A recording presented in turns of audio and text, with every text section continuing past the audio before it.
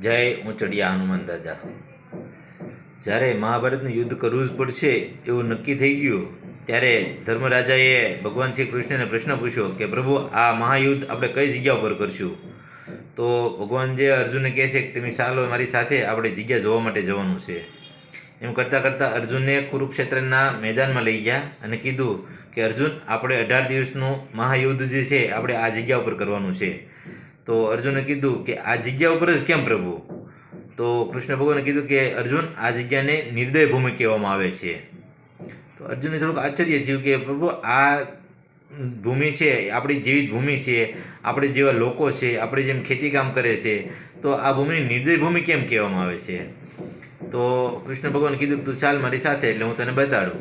એટલે બાજુની વાડીમાં ગયા. ત્યાં એક ખેડૂત કોસ હાંકતો હતો, એનો છોકરો પાણી વાળતો હતો અને ભગવાન શ્રી કૃષ્ણ એક કાળા નાગ બની અને છોકરાને ડંખ દીધો. એટલે છોકરો ત્યાં મૃત્યુ પામ્યો અને મૃત્યુ પામ્યો પીડ્યો એટલે ટૂંકમાં એ નીક ફૂટી ગઈ. પછી ખેડૂત ઓલો કોસ હાંકતો તેની પાસે આવી અને કીધું કે ઓલો પાણીવાળી તમારે શું થાય? તો કે મારો છોકરો થાય. તો કે એ તો મૃત્યુ પામ્યો, એને સર્પદંશ થયો. તો ઓલો ભાઈ તો ખીજાણો. એ કે સાલો થોડો વહેલો મરી ગયો, કે મોડો મર્યો તો મારું પાણી તો પૂરું થઈ જાત, ને ક્યાં મર્યો કે પીડ્યો, મારો પાળો ફોડી નાખ્યો, નીક ફોડી નાખી.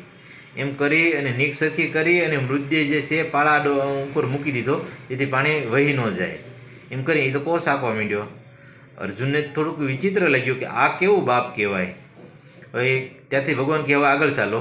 એમ કરતાં કરતાં એ રસ્તામાં જતા હતા ત્યાં એક બેન ભાત લઈને આવતી હતી.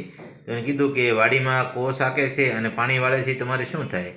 તે બેને કીધું કે કોસ હાંકે એ મારા સસરા છે, અને પાણી વાળે એ મારો ઘરવાળો છે. કે તમારા ઘરવાળાને સર્પદંશ થયો એટલે મૃત્યુ પામ્યો છે. તો બાઈ તો ત્યાં ઝાડવા નીચે બેસી બધું ભાત ખાઈ ગઈ અને પોતાના સુડલા હતા એ ત્યાં જમીનમાં દાટી દીધા. તો કૃષ્ણ ભગવાને કીધું કે બેન, આવું કેમ કર્યું તમે? તો કે હવે એ મરી ગયો તો રોવું તો પડશે, તો કે ભૂખ્યા ભૂખ્યા થોડું રોવાય, અને મારે બીજા ઘરે જવું પડશે, તો આ સુડલા મારા કામ લાગી જાય ને એટલે દાટી દીધા, જાઓ ત્યારે લેતી જઈશ. કૃષ્ણ ભગવાને અર્જુનને કીધું જોયું? તો કે હા. પછી ત્યાંથી ઘરે ગયા એમના, ત્યારે મા દીકરી બે બેઠા હતા અને દરનું દળતા હતા. તો ભગવાને કીધું કે જે વાડીમાં કોસ હાંકે અને પાણીવાળે તમારે શું થાય? તેની મા બોલી કે કોસ હાંકે મારો ઘરવાળો છે અને પાણીવાળો મારો દીકરો છે. તો તમારા દીકરાને સર્પદંશ થયો અને મૃત્યુ પામ્યો છે. તો એની માએ એની દીકરીને કીધું કે બેટા, થોડુંક ઓછું દરનું કરજે, સાંજે તો તારા ભાઈનો નહીં રસો બનાવી પડે, એ મરી ગયો એટલે. તો ભગવાન અર્જુન કહે કે ભગવાન આ બધું શું છે કે મરી ગયો તો એના કોઈના મનમાં નથી, ના દરણાની રોવે છે. ભગવાન પછી ત્યાં આગળ ગયા અને 10 જણાને ભેગા કર્યા અને કીધું કે ભાઈ, અમારે આ જગ્યા ઉપર મહાભારતનું યુદ્ધ કરવું છે, તો તમે ભાડું શું લેશો? તો બધા લોકો કહે કે ભાઈ, આમાં તમે યુદ્ધ કરો તો કેટલા લોકો મૃત્યુ પામશે? ત્યાં કૃષ્ણ ભગવાને કીધું દરરોજના 5000 લોકો મૃત્યુ પામશે.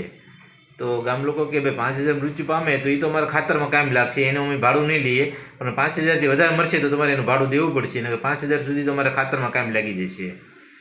તો અર્જુનને તો આશ્ચર્ય થઈ ગયું કે પ્રભુ, આમાં કોઈનામાં દયા જ નથી.